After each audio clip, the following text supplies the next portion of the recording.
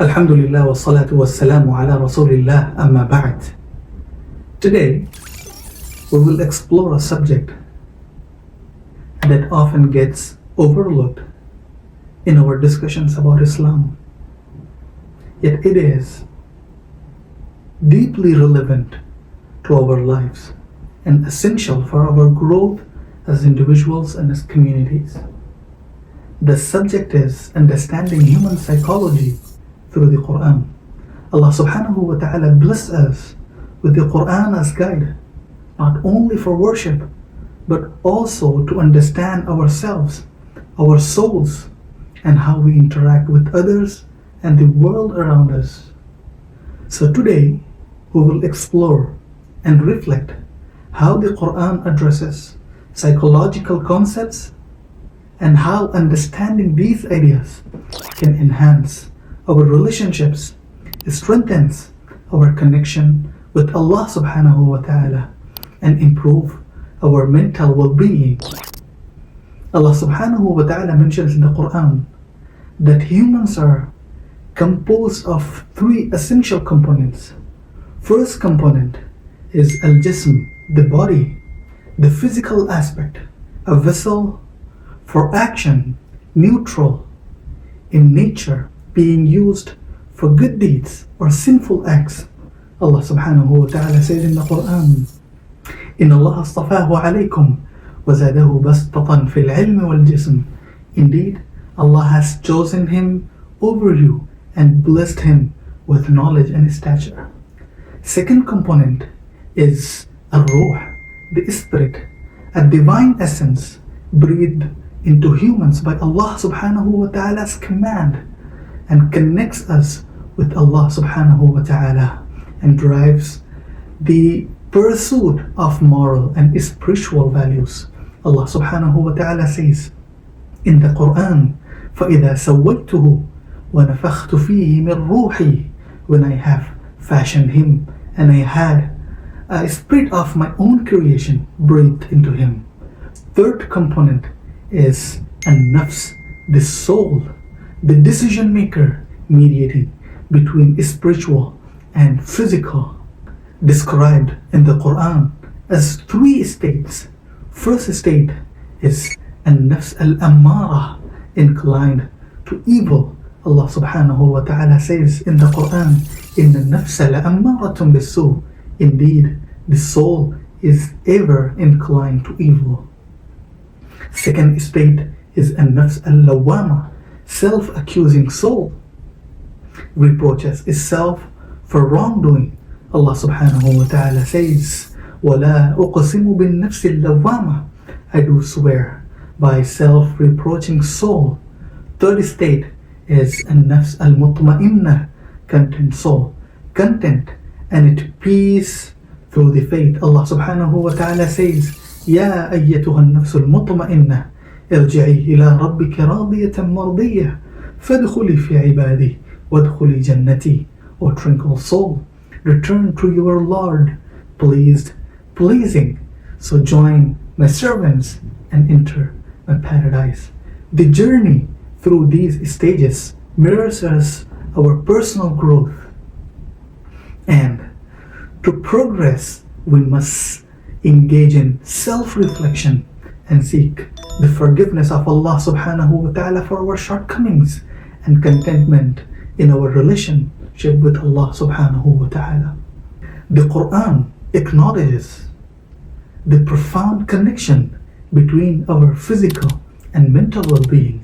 In the story of Yaqub alayhi salatu wasalam, we can see it clearly when Yaqub alayhi salatu wasalam grieved the loss of his son, Prophet Yusuf alayhi salatu wasalam. His sorrow affected his eyesight.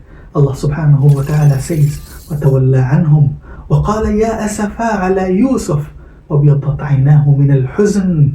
He turned away from them, saying, Alas, poor Yusuf, and his eyes turned wide out of the grief.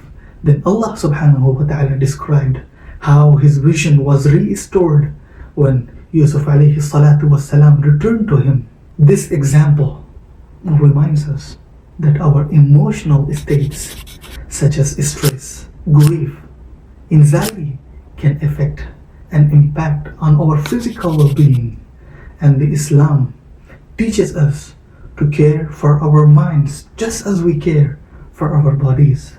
Prophet ﷺ said, إِنَّمَا الْأَعْمَالُ بِالنِّيَّاتِ, that actions are judged by intentions. This hadith emphasizes the importance of having a positive, healthy mindset, for it shapes our actions and outcomes. Hope and despair. The Quran balances between the concepts of hope and despair and guides us that as believers we are to live between these two states. And throughout the Quran, Allah subhanahu wa ta'ala combined these two qualities to guide us. Allah subhanahu wa ta'ala says in the Quran, نَبِّئْ عِبَادِي أَنِّي أَنَا الْغَفُورُ الرَّحِيمُ وَأَنَّ عَذَابِي هُوَ الْعَذَابُ الْأَلِيمُ. Inform my servants that I am truly all forgiving and most merciful, and that my punishment is indeed the most painful punishment. And Allah subhanahu wa ta'ala wants us not to despair. Prophet Yaqub alayhi salatu wasalam said to his sons, وَلَا تَيْأَسُوا مِنْ رَوْحِ اللَّهِ إِنَّهُ لَا يَيْأَسُ مِنْ رَوْحِ اللَّهِ إِلَّا الْقَوْمُ الْكَافِرُونَ. Do not lose your hope in Allah's mercy, for indeed no one loses hope in Allah's mercy except those with no faith. Hope motivates us to strive for paradise, while fear keeps us cautious of straying from the right path. And the story of Prophet Yusuf alayhi salatu wasalam is a testament to enduring hope despite being betrayed by his brothers, sold into slavery and imprisoned.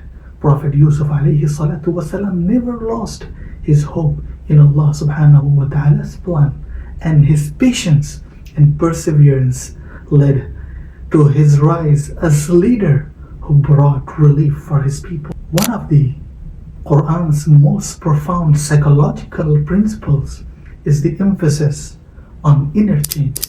Allah subhanahu wa ta'ala says, إِنَّ اللَّهَ لَا يُغَيِّرُ مَا بِقَوْمٍ حَتَّى يُغَيِّرُ مَا بِأَنفُسِهِمْ. Indeed, Allah will not change the condition of people until they change what is in themselves. The change begins at individual level, whether it's overcoming personal challenges, improving relationships, or addressing a societal issue. The change requires us to first look inward, and we cannot expect external circumstances to improve if we do not make effort to better ourselves. So, understanding human psychology is not just a worldly pursuit, it is an Islamic responsibility, and the Quran provides us with profound insights into human condition. And here are some practical steps. Through these steps, we can better ourselves. First step, seek balance. Strive to balance in your physical, spiritual, mental, and emotional well-being. Second step is understand the nafs. Reflect on which state your nafs is in and strive to achieve the state of content soul. Third step is nurture the hope. Remind yourself of Allah subhanahu wa ta'ala's mercy, His forgiveness. Fourth step, take the responsibility. Reflect on your actions and align them with the teachings of Islam. Let us commit to understand ourselves and others better, and let us prioritize our emotional, spiritual, and mental well-being alongside our physical health. Above all, let us achieve the state of content soul aligned with the will of Allah subhanahu wa ta'ala. So may we return to Him pleased and pleasing. Wassalamu alaikum wa rahmatullahi wa barakatuh.